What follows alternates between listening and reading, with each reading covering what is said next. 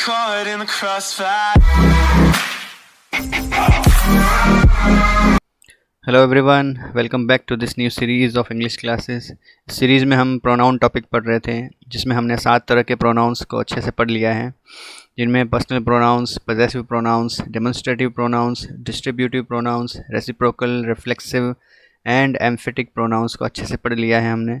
जिन भी लोगों ने इन प्रोनाउंस को नहीं समझा है वो अच्छे से पिछली वीडियो जाके देख लें। आगे बढ़ते हैं। आज की इस वीडियो में हम indefinite pronouns and relative pronouns को पढ़ेंगे। इन दोनों को साथ में इसलिए पढ़ेंगे क्योंकि इनमें से कुछ कॉमन ज़रूर हैं। क्या कॉमन है वो आपको मैं अच्छे से आगे वीडियो में समझाऊंगा। तो चलिए शुरू करते हैं। सबसे पहला है इनडेफिनिट प्रोनाउंस। इनडेफिनिट प्रोनाउंस का मतलब है अनिश्चयवाचक। अनिश्चयवाचक क्यों कहते हैं इसको? ऐसे प्रोनाउंस जो किसी निश्चित व्यक्ति या वस्तु को प्रकट नहीं करते। ये प्रोनाउंस तब काम आते हैं जब किसी विशेष या स्पेसिफिक व्यक्ति या वस्तु के बारे में बात नहीं हो रही हो।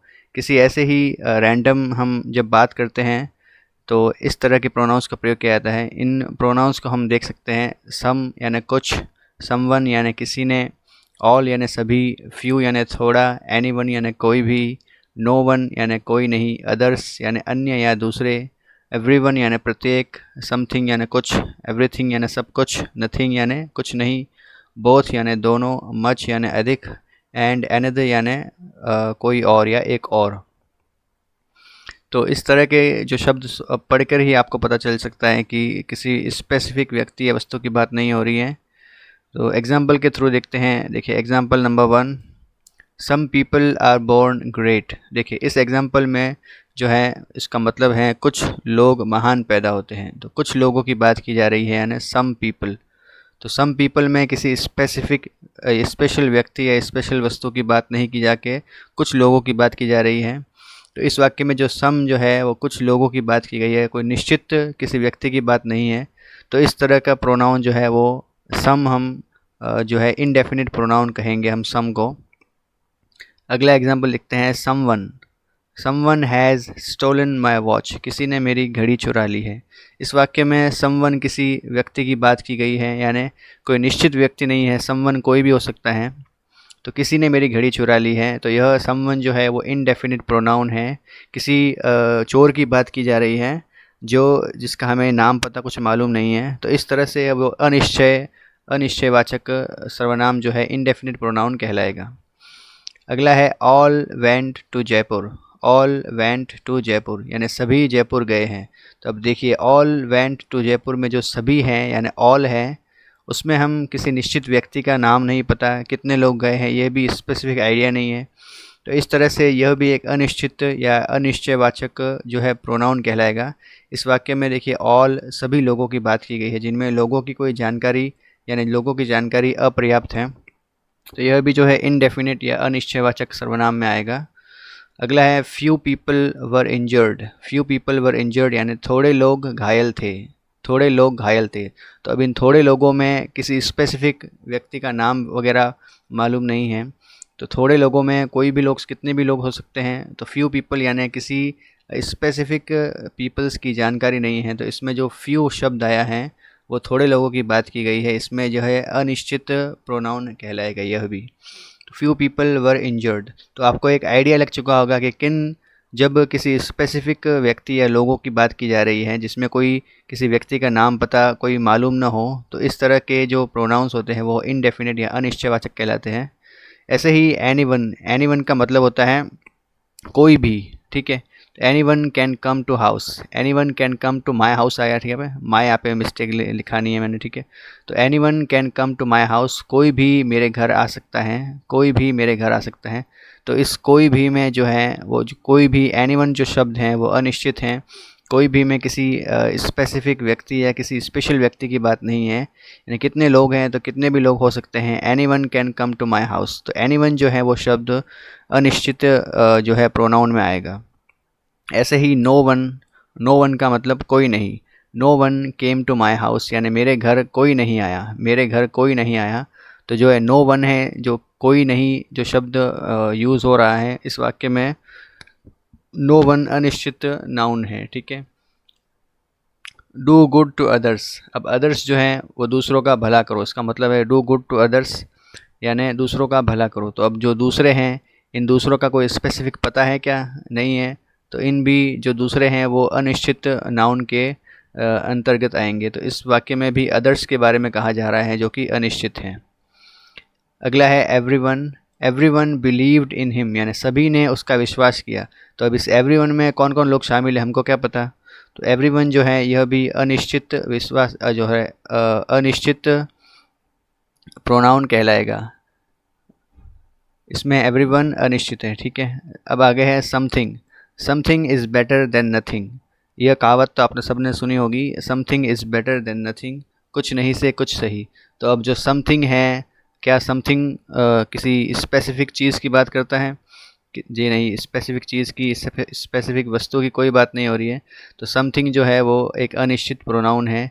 इज़ बेटर देन नथिंग, देखिए समथिंग और नथिंग दोनों साथ में आ गए। समथिंग का मतलब है जो है कुछ, और नथिंग का मतलब है कुछ नहीं या कुछ सही, ठीक है। तो कुछ नहीं से कुछ सही का जो इस वाक्य में प्रयोग किया गया है, समथिंग एंड नथिंग दोनों ही अनिश्चितता का व्यक्त करते हैं। तो दोनों ही जो है स्पेसिफिक किसी वस्तु व्यक्ति की बात नहीं कर रहे, ऐसे ही रैंडम समथिंग एंड नथिंग बात हो रही है, ठीक है। तो समझ चुके होंगे आप। आई लॉस्ट एवरीथिंग, मैंने सब कुछ खो दिया। इस वाक्य में सब कुछ जो है वो अनिश्चित हैं, यानी किसी स्पेसिफिक व्यक्ति या वस्तु की बात नहीं है।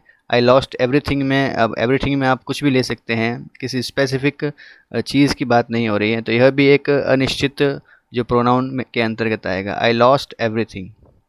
अगला है both my children are intelligent. तो both my children are intelligent में दोनों बच्चों की बात हो रही है। अब दोनों में से किसी एक या स्पेसिफिक बच्चे की बात नहीं हो रही है। तो बोथ जो है वो इस वाक्य में बोथ शब्द अनिश्चित हैं। तो बोथ जो है इसमें पर्याप्त जानकारी नहीं है। Both my children are intelligent. I have much experience in travelling. I have much experience in travelling.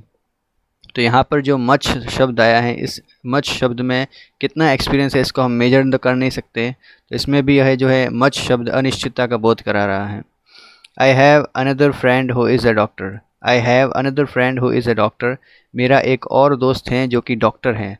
तो अब एक और दोस्त जो है, यानी अनदर, अनदर जो है वो शब्द इस जो वाक्य में अनिश्चितता का बोध करा रहा है, यानी जिनकी जानकारी अपर्याप्त है। अब अनदर यानी किसी फ्रेंड का नाम होता तो हम इसको प्रॉपर कह सकते थे, लेकिन अनदर आया है तो यह एक अनिश्चितता यानी इनडेफिनिट प्रोनाउन का पार्ट होगा। तो इस तरह से इनडेफिनिट प्रोनाउन को हम समझ सकते हैं कि ऐसे शब्द जिनको जिनका कोई निश्चित या कोई निश्चित व्यक्ति या निश्चित वस्तु की बात नहीं की जाती है, या किसी निश्चित व्यक्ति या वस्तु को प्रकट नहीं किया जाता है, तो ऐसे शब्दों को हम जो है इनडेफिनिट प्रोनाउन कहेंगे। तो आई होप इनडेफिनिट प्रोनाउन आपको समझ में आ गया होगा। इनडेफिनिट प्रोनाउन के जैसा ही एक और प्रोनाउन होता है जिसको हम रिलेटिव प्रोनाउन कहते हैं। रिलेटिव प्रोनाउन का अर्थ संबंधवाचक है। ऐसे प्रोनाउंस जो कि वाक्य में नाउन के तुरंत बाद आते हैं। देखिए, ऐसे प्रोनाउन जो कि वाक्य में नाउन के तुरंत बाद आते हैं एवं नाउन का रिलेशन व नाउन की जानकारी बताने का काम करते हैं। नाउन का रिलेशन और नाउन की जानकारी बताने का काम करते हैं। ऐसे जो है रिलेटिव प्रोनाउंस, इसमें हु आता है, विच आता है, दैट, होम और हुज आदि ऐसे शब्द आते हैं। तो ऐसे रिलेटिव प्रोनाउंस कैसे यूज़ किए जाते हैं, देखिए एग्जांपल है I know Priya. I know Priya who has just gone out, यानी मैं प्रिया को जानता हूँ जो अभी अभी बाहर गई है। तो इस वाक्य में जो है प्रिया जो है एक नाउन है। अब प्रिया नाउन है, इस नाउन का रिलेशन जो है आगे बताया जा रहा है, जो है who has just gone out, यानी जो पूरा जो वाक्य इतना इतना है यह सब प्रिया के बारे में बात हो रही है। तो इस नाउन के बारे में जो जानकारी मिल रही है अगले शब्द में या अगले वाक्य में, तो वो प्रिया से कनेक्टेड है। तो यहाँ पर प्रिया का जो रिलेशन है या प्रिया की जो जानकारी है वो हु शब्द के साथ जुड़ी हुई है। तो हु शब्द जो है वो प्रिया का एक रिलेशन होगा, यानी इसको हम रिलेटिव प्रोनाउंस कह सकते हैं। I know Priya who has just gone out, मैं प्रिया को जानता हूँ जो अभी अभी बाहर गई है। इस वाक्य में प्रिया एक नाउन है जिसके तुरंत बाद हु सर्वनाम आया है, जो कि अगले वाक्य में नाउन के बारे में जानकारी प्रदान कर रहा है। तो इस तरह का जो नाउन होगा वो हम रिलेटिव प्रोनाउन कहेंगे। इस तरह के प्रोनाउन को हम रिलेटिव प्रोनाउन कहेंगे। अगला एग्जाम्पल देखते हैं, I have found my bag which I lost yesterday, which I lost yesterday, मुझे मेरा बैग मिल गया है जिसे मैंने कल खो दिया था। I have found my bag, bag एक नाउन है, इस नाउन की जो जानकारी है वो आगे वाक्य में दी जा रही है, यानी मुझे मेरा बैग मिल गया जो कि मैंने कल खो दिया था। विच आई लॉस्ट यस्टरडे, इस वाक्य में बैग एक नाउन है जिसके तुरंत बाद विच सर्वनाम आया है जो कि अगले वाक्य में बैग को परिभाषित कर रहा है या बैग की जानकारी प्रदान कर रहा है। ठीक है, तो इस तरह का जो प्रोनाउन होगा यह भी बैग के लिए विच आएगा, अगर किसी पर्सन की बात हो रही है उसके लिए हु आएगा। ठीक है, इतना तो आप जानते होंगे शायद। This is the coin that she gave me, this is the coin that she gave me, यानी यह वह सिक्का है जो उसने मुझे दिया था। This is the coin that she gave me, तो इस वाक्य में जो है कॉइन एक नाउन है जिसका दैट के द्वारा जो है आगे वाक्य में इसकी जानकारी दी जा रही है, दैट शी गेव मी। तो यह दैट जो है यह एक रिलेटिव प्रोनाउन होगा कॉइन के लिए। ठीक है, दिस इज़ द गर्ल हुम all the students like, this is the girl हुम ऑल द स्टूडेंट लाइक, यानी यह वही लड़की है जिसको सभी विद्यार्थी पसंद करते हैं। तो इस वाक्य में गर्ल जो है एक नाउन है और इस नाउन को परिभाषित किया जा रहा है हुम के द्वारा अगले वाक्य में, हुम ऑल द स्टूडेंट्स लाइक। तो गर्ल एक नाउन है जिसको हुम के द्वारा, जो हुम का रिलेशन है उसको अगले वाक्य में हुम के द्वारा परिभाषित किया जा रहा है। तो इस तरह हुम जो है एक रिलेटिव प्रोनाउन कहलाएगा। अगला है, this is the boy whose house is very big, this is the boy whose house is very big. तो दिस इज़ द बॉय में यह बॉय एक नाउन है, इस नाउन के बारे में हुज के द्वारा जानकारी प्रदान की जा रही है कि whose house is very big, यह वही लड़का है जिसका घर बहुत बड़ा है। तो इसमें यह नाउन है, यह नाउन हुज के साथ कनेक्टेड है, तो हुज में जो है वो रिलेशन बता रहा है बॉयज़ का कि उसका घर बहुत बड़ा है। ठीक है, तो इस तरह से हुज, हुम, दैट, विच, हु एंड इस तरह से जितने भी प्रोनाउंस हैं जिनको हम रिलेटिव प्रोनाउन कहेंगे, जो नाउन का संबंध बता रहे हैं वाक्य में, जो नाउन से डायरेक्टली कनेक्टेड हैं। देखिए, यह नाउन के तुरंत बाद आएंगे, नाउन के तुरंत बाद आने वाले इस तरह के प्रोनाउन जो हैं वो रिलेटिव प्रोनाउंस कहलाएंगे। तो आई होप इस तरह से आपको जो है indefinite pronouns and relative pronouns समझ में आ चुके होंगे। अगले और आखिरी वीडियो में हम प्रोनाउन के जो है इंटेरोगेटिव प्रोनाउन की बात करेंगे। तो मिलते हैं अगले वीडियो में।